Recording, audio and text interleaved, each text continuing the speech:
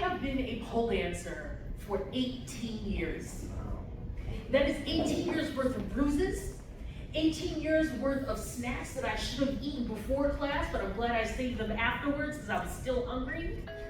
And 18 years worth of life lessons, both on and off the pole. One of the greatest lessons that I have learned is that shame dies in the light. Shame dies in the light. So the first lesson of pole dancing is that you can't wear big baggy clothes because you need skin to stick to the pole.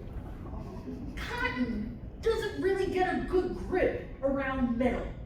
So when you wonder why you see adult entertainers and as well as recreational pole dancers like myself, when you see us running around half naked, that's purely functional. Also because we have cute outfits. But so that was the first lesson that I learned. Now, another lesson that I have also learned is that as a plus-size Black woman, my body is not in vogue.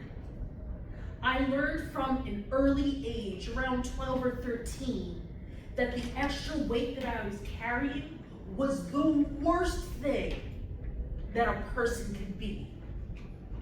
Being overweight meant that you were less of a human. You were less deserving of love, and your body was not capable of doing great things.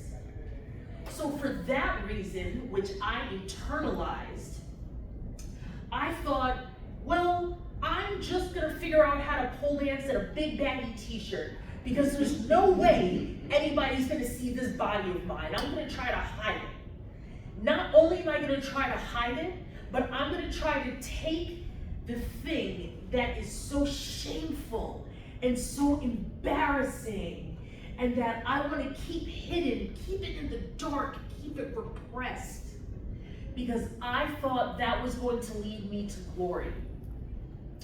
I was so wrong. As it turns out, you can't pole dance in a big baggy t-shirt. And I got to a point in my pole skills where I was ready for all these funky new tricks and advanced things, but I couldn't do it because my shirt and my clothes and my big sweatpants were in the way.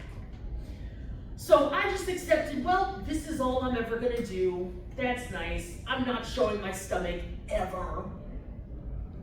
Then one day, I was in the locker room, and I was getting changed, I was getting ready to teach a class, and all of a sudden, I look up, and Beyonce is shining down her fabulous light at me.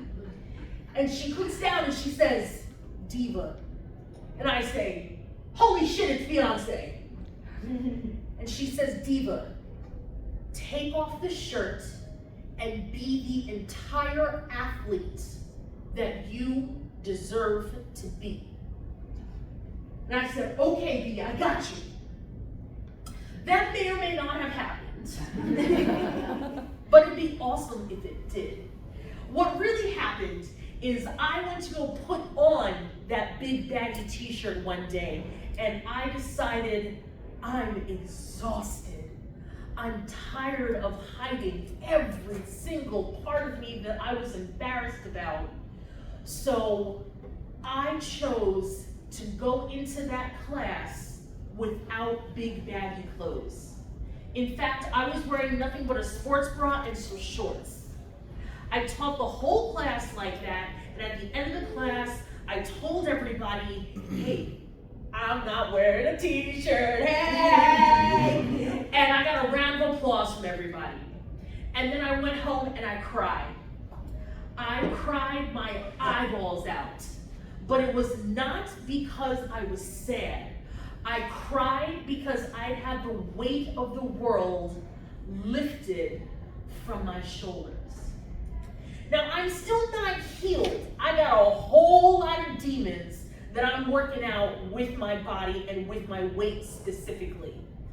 But what I learned that day is that when I bring something that otherwise was so shameful and bring it into the light, the literal lights of the studio, suddenly I could start to heal. Suddenly I could be my complete self.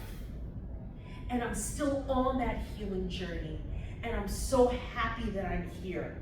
And now at this point, you basically have to pay me to keep my clothes on. You're lucky we're not in the gym right now.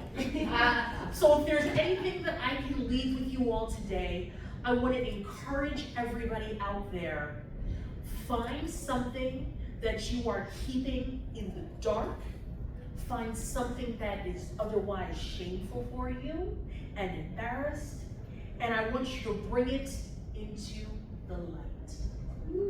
Thank you.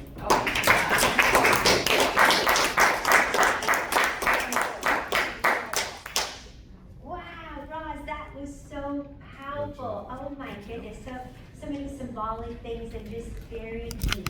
I mean, it's inspired me to become one with